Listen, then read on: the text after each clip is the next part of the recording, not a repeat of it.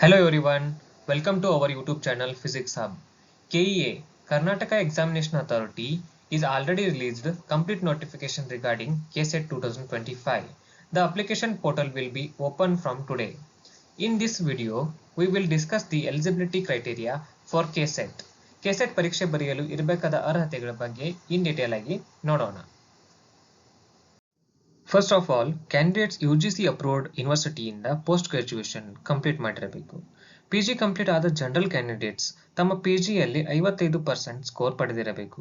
Other than GM ಅಂದರೆ SC, ST, category 1, 2A, 2B, 3A, 3B, PWD and transgender ಗುಂಪಿಗೆ ಸೇರಿದ ಕ್ಯಾಂಡಿಡೇಟ್ಗಳು 50ರಷ್ಟು ಸ್ಕೋರ್ ಪಡೆದಿರಬೇಕು.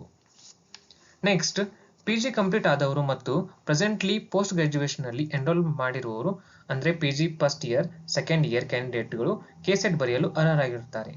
ಈ PG first year and second year ಅಲ್ಲಿ ಎನ್ರೋಲ್ ಆದ ಕ್ಯಾಂಡಿಡೇಟ್ಗಳು KSET exam result announcement date ಇಂದ 2 ವರ್ಷದೊಳಗಾಗಿ ತಮ್ಮ ಪೋಸ್ಟ್ ಗ್ರಾಜ್ಯುಯೇಷನ್ ಮಾರ್ಕ್ಸ್ ಕಾರ್ಡ್ ಅನ್ನು ಸಲ್ಲಿಸಿದರೆ ಮಾತ್ರ KSET ಎಲಿಜಿಬಿಲಿಟಿ ಸರ್ಟಿಫಿಕೇಟ್ ಅನ್ನು ಇಶ್ಯೂ ಮಾಡಲಾಗುವುದು.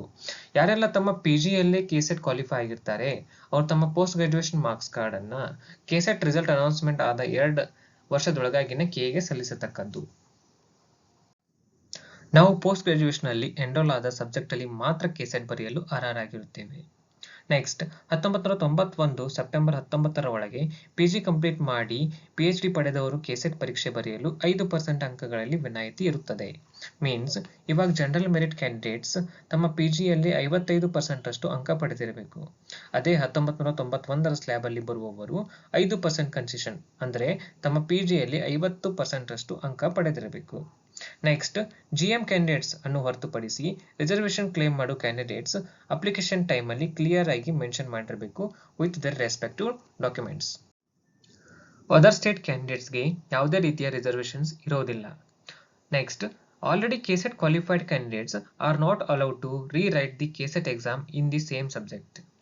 ಇಫ್ KSET ಕ್ವಾಲಿಫೈಡ್ ಕ್ಯಾಂಡಿಡೇಟ್ಸ್ ಪುನಃ KSET ಅಪ್ಲೈ ಮಾಡಿದರೆ in that case the eligibility will be cancelled.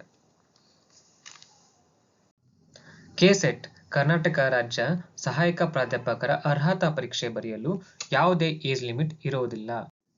Like, share, comment and subscribe our channel. Thank you.